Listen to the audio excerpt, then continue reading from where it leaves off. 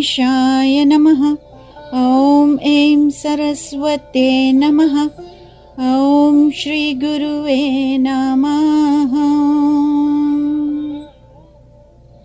ब्रह्मानन्दं परमसुखदं केवलं ज्ञानमूर्तिं द्वन्द्वातीतं गगनसदृशं तत्त्वमस्यादिलक्ष्यम् एकं नित्यं विमलमचलं सर्वधी साक्षिभूतं भावातीतं त्रिगुणरहितं सद्गुरुं तं नमामि। सद्गुरुं तं Namami. Adorations to the divine preceptor, who is the bliss of Brahman, the giver of supreme joy, the embodiment of pure consciousness, beyond the pairs of opposites, vast like the ether, infinite, eternal, beyond all modifications. To that divine Guru, I offer my adorations. We offer our adorations to you, O Lord. A humble Sashtang pranams at the holy lotus feet of Pujya Gurudev, Pujya Shri Swami Jyotirmayananda Ji Maharaj,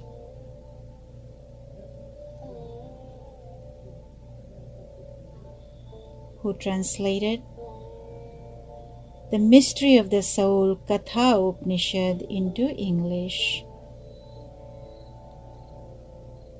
We are forever indebted to you, O Gurudev. Thank you. The mystery of the soul, Katha Upanishad, mantra number 18, day 25. Just a little bit of recap on mantra 17, and that was about Om. So this is the best support, this is the highest support. Having understood this support, one attains glory in the region of Brahman. So Brahman is the supreme consciousness. Remember, we did talk about Brahman and then Brahman. So Brahman is the priest. Brahman is the supreme consciousness. After even Pralay, that Brahman is there. Brahman existed, then the world came into existence because of Brahman, and then there is Mahapralay, that means all this world, the universe is gone. Annihilation, Mahapralay. And then that Brahman still exists because everything enters into that Brahman. He takes it in and then he releases it again into making a new universe. Even Lord Yama, Brahma, Vishnu, Mahesh, all these Devi Devatas all have a term. There is a beginning and there is an end for them. All the souls, all who are in heaven, all these Yaksha, Gandharva, all these Apsaras who are in higher planes, they all have a term. So Om is the best symbol of Brahman. In the practice of inquiry and meditation, the mind needs a symbolic support. So here we talked about Om as a symbol. You can start watching or having tratak on Om, and then after that you close your eyes and go deep within, and then you don't need to cling on to the form, and you can go deeper into your own self, and then concentration transcend the symbol. And after you do that, then one enters into the realm of Brahman. After you transcend the symbol, you enter into the realm of Brahman. Understanding Om implies acquiring knowledge of that self which is beyond all limitations of mind and senses. So that self is the Atman, because that Atman belongs to Param Atman, the supreme consciousness, that Brahman. That's where it came from, and eventually we seek to get into that Brahman, back into that Brahman. That means liberation. Whereas while the cycle continues, the soul keeps on getting another embodiment, not necessarily human embodiment. It could be another, depending on the karmas. It could be human being again. It could be other species also. So take advantage while we have this human embodiment. So mantra number 18, this self is neither born nor it dies, because this self continues. It cannot be burnt. Even in Srimad Bhagavad Gita, the self, the Atman, cannot be dried, cannot be cut, cannot be burnt, cannot be drowned. So all those is just merely to try to explain that the self, the Atman, never dies. Its existence is forever, it's eternal, until it merges into that Brahman, and then it just stays there and becomes one with that Brahman. In between that, it keeps on the cycle of birth and death. Birth, death, rebirth, death, rebirth, death. But the same Atman takes another body. But no one will recognize. No one knows that this is the Atman who was my so-and-so at that time, and now this Atman is so-and-so at this time. No one will recognize. But there are some stories where people know about their past lives and they tell, but we're not going to go there. So this self is neither born nor does it die. It is not created by anything, nor it is the creator of anything. It is unborn, eternal, of homogeneous nature, the most ancient, beyond decay and age. Even when the body is destroyed, the self remains imperishable.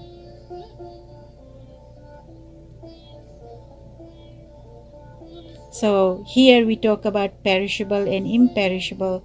So we say perishable good and imperishable good. But even that imperishable food or good, something that can be left outside and for a longer period, even that will have the end time, or there is limit to it, because otherwise it goes bad. But there are some things that has got shorter life and some things that have long life. So, but look at the self, the Atman, it's forever and ever. So physical, astral and causal bodies. So we have these three bodies. I'm not going to go deeper into those 5 sections of this body, but at least for all of us to know that we have 3 bodies. The physical body that we can touch, we can see, we can have all those, like you recognize each physical body is different, and we recognize, say, oh, this is he or she, male or female, or the color, the skin color, all those are there. And we can say, oh, tall, short, fat, thin, and this is what the physical body is about. How about the astral? How about the causal? Astral are those that we cannot see, cannot touch, cannot feel like the physical body. These are like the senses, the mind, the intellect. So much study goes on for the mind, but no one knows where the mind exists. What is in our body is the brain, and brain is the medium through which what we know is that the mind works through the brain. And how about what you hear, the sound? You don't see the sound, but you use the ears. Ears is the medium. It's still the physical body. But what you hear, the sound, you can't see. Same thing with the eyes, the sight. You don't know where the sight comes from. Of course, it uses the brain because the wires are connected to the brain. But how does it come to the brain? From where? So those are the explanations of the astral body. So there can be sickness in the astral body, and of course we all know that the physical body too gets sick, but there is sickness in the astral body also. So some things, just like the root, you don't see the root of the tree, it's under the ground. If somebody who is ignorant does not know that the root is the cause of the tree, because of the root the tree exists. But you don't see the root. Because of the root, the leaves are there, the branches are there, the fruits come out. And you don't water the branches, but you water the root.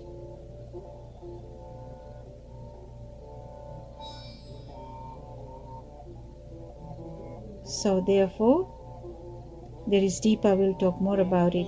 Ignorant people feel that there is nothing beyond the physical body or the astral and the causal bodies. So people know only that, the three maybe. Some of them don't even know the second and the third. All they know is the physical body. But this is not true.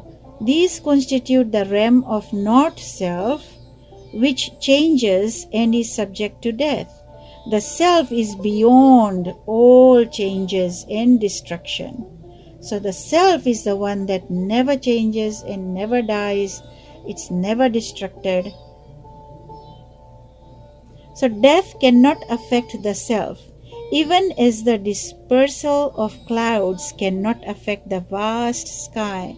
Thus, a wise aspirant should develop that intuitive vision which reveals the immortality of the self. The self is immortal, whereas this body is mortal. Death pertains to the fleeting personality. You are not this personality, you are the immortal self. The habit of clinging to the ego must be destroyed in order to realize the glory of the expansive self. The self is so, you can't even imagine. So in between is the astral body. We just talked about it. These are like the senses, mind, ego, and all these. So that too does not die when the body dies. When the body dies, it's the physical aspect that dies. But the astral body, that goes with the soul. It does not drop off. It does not end until it is totally purged.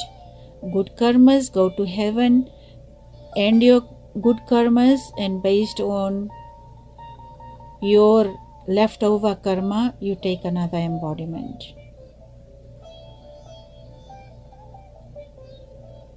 So that's one side. The other side, bad karma, go to the hellish conditions, serve your term there, and then you rise above If you have some good, then you go to heaven also. If you have some good, you go to heaven. Then maybe bad ones, you have the opportunity to make yourself better, to purge even the bad karmas while you are in heaven.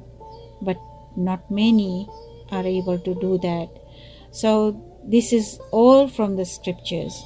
So try your best to purge all your bad karmas through japa, through integral yoga, that means selfless service, unconditional love. If somebody has made a mistake, forgive them. If somebody needs help, help them without asking or thinking of getting some thank you or getting some help in return in the future.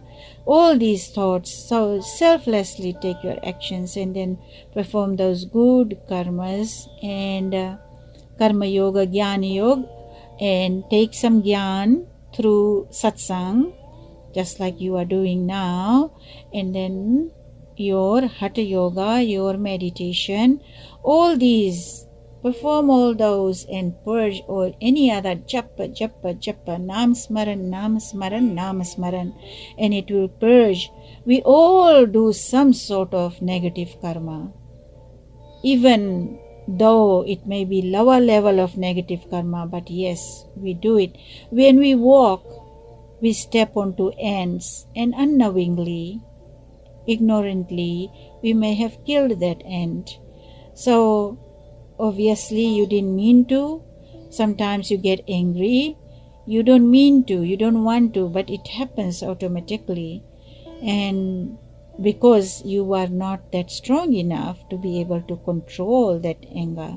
So all these are some things that you can reflect upon and try your best to not do it even ignorantly. So all those are good things that you develop, and then you don't have to go to hellish conditions after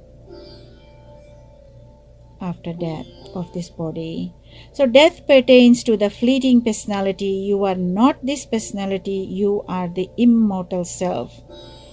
The habit of clinging to the ego must be destroyed in order to realize the glory of the expansive self. Ego means so many people. I did this, I did that, I did this, I did that. No one else can do it. Only I can do it. I have this knowledge. I'm very smart. Everything. I. You have to use that I to talk, yes, but what type? How? How do you present? Do you say in an egotistical way? Or you say humbly that, oh, Lord gave me this opportunity to help someone. Lord gave me this opportunity and I'm thanking God that I was able to do that. Something like that. Just turn it around in a different way. And there are people, if I didn't do it, you would have been without this. They end up helping and then they end up saying, or they end up giving food or going and serving somewhere in a home or in a shelter, and then they tell thousands of people that we did this, I did this. So your good karmas are lowered. It comes to be lesser because you have now done it in an egotistical way. So all these things I'm saying so you can think about it and be cautious for the future.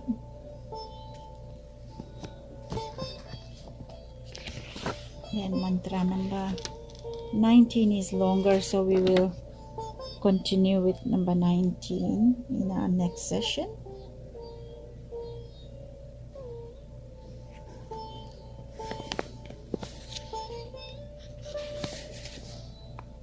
Another beautiful mantra. Om Shanti Shanti Shanti. Om Krishnaya Vasudevaya Hare Paramatmane Prantakleshanashaya Govindaya Namo Namaha. ॐ त्र्यम्बकं यजामहे सुगन्धिं पुष्टिवर्धनम् उर्वारुकमिव बन्धनान् मृत्योर्मोक्षीयमामृतात् ॐ शान्तिः शान्तिः शान्तिः. This is Swami Lalita Priyananda from Sacramento, California. Divine love, light, peace, prosperity, healing, equanimity to all of you and your near and dear ones. Om Shanti, Shanti, Shanti. Hari Om Tat Sat.